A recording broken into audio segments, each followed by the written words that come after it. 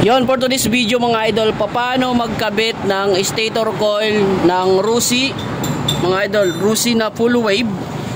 Ayan, pang Rusi to mga idol, Rusi 125 full wave. Paano ito install dito po sa XRM Panten, no? Kasi ang gusto na may-ari ay mag full wave, kaya bumili po siya ng full wave na stator coil, kasi yung Rusi mga idol ay full wave po yan.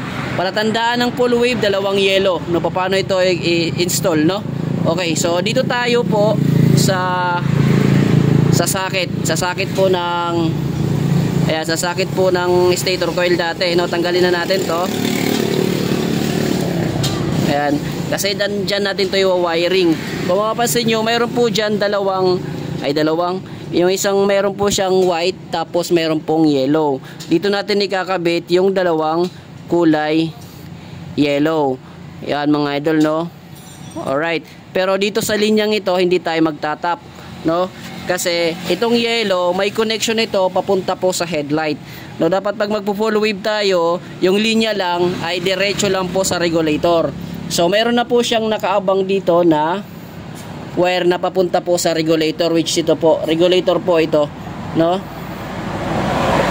Ayan, regulator po yan na full wave. Okay? So yung yellow dyan, dalawa, no? So ito na po yung wire na yun, na dalawa na yun mga idol, no? So kahit magkabaliktad po itong dalawang yellow na ikabit natin, ay ayos lang. So yung mga idol, no, naikabit na po natin yung dalawang kulay yellow na papunta po sa ating regulator. Ayan, so kahit magkabaliktaran, inuulit ko, okay lang yan. So next naman natin dito, no, itong kulay pulser. Inuulit ko, yung dating linya po ng socket ay hindi na po natin gagamitin yun, no, kasi merong nakatap na kulay yellow papunta sa headlight doon po sa socket na yan. Kaya pag nagpo-full wave tayo, rekta sa stator papunta sa regulator yung dalawang kulay yellow. So itong pinutol ko dito, ito ay yung pulser mga idol.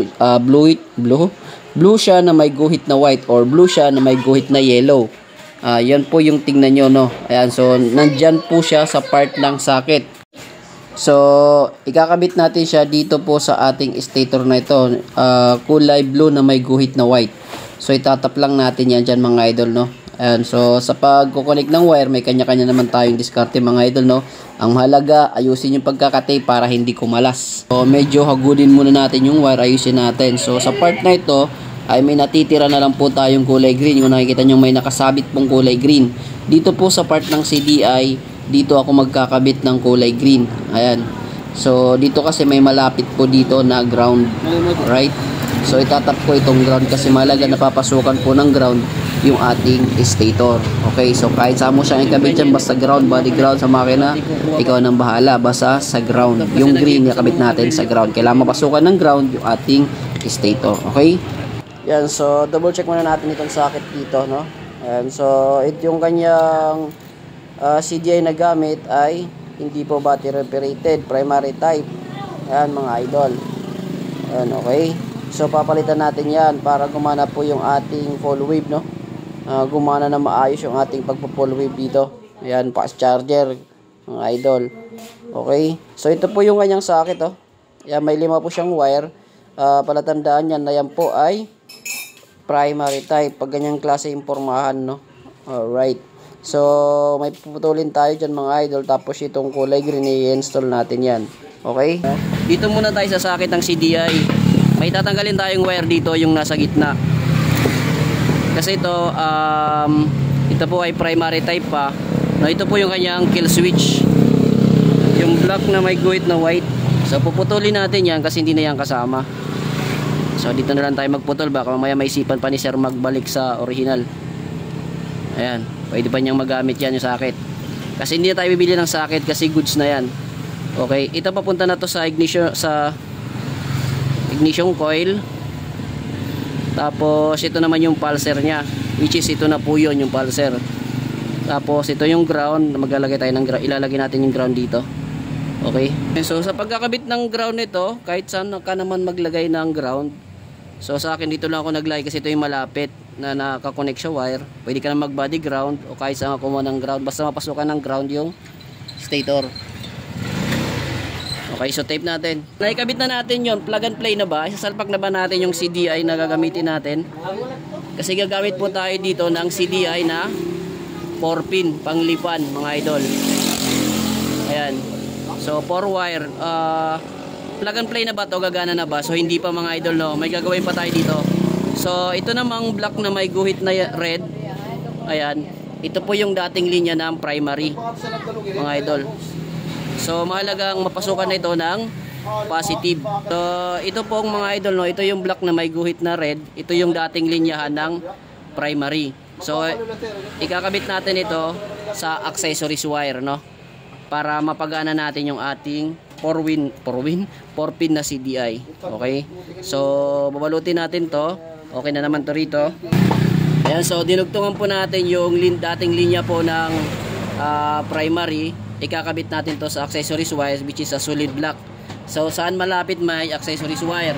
Dito po sa kanyang flasher relay, meron dito accessories wire mga idol.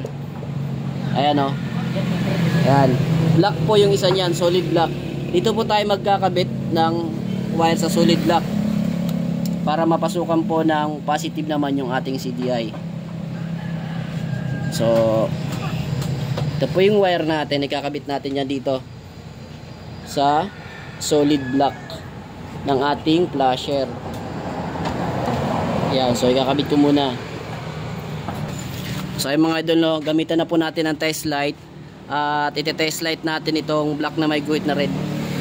Papa-kickstart muna natin kasi may linya na po papunta sa regulator. Shell, sipain mo nga, Shell. Ayan, nakauna po isa susi, ha. Yun, umilaw, oh. Yun, umilaw na, oh.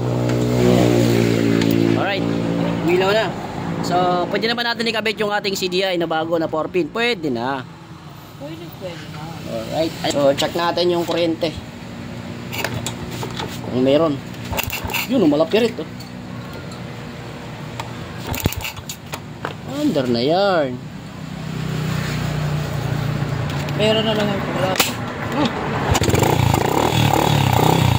Waglik lang, di ba?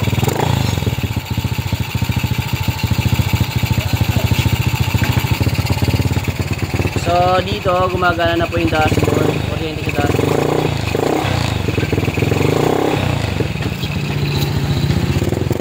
Alright, check natin to, Rini.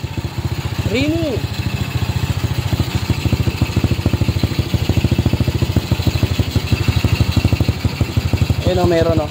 Napakahina. Revolution mo nga. Ayun, meron, oh. Ayun. Patay ka. Nahugot, oh. Screw plug. Nahugot. Ayun. Ayun, oh. Ang click lang, oh. Kuryente na. Alright na. So, subukan natin yung mga ilaw niya. Yo, meron na, oh. Melon na. Alright mga idol, no? So ganun lang ikabit yung stator coil lang Rusi, no?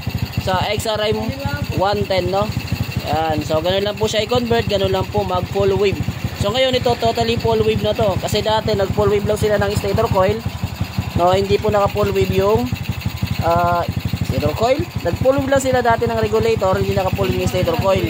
So ngayon pares na po silang naka full wave. Alright. So lakas ng kuryente, oh. Fast charger na yan. Steady, oh. Partida, wala napangkarga yung battery, ha. Ayan, so papatayin natin, check natin kung kumarga agad yung battery. Kasi fast charger, eh. Tignan natin, oh. Yun, oh, may karga agad yung battery, oh. No, ilang minutes lang yung pinandar, wala pa nga 1 minuto yata. May karga na. Alright.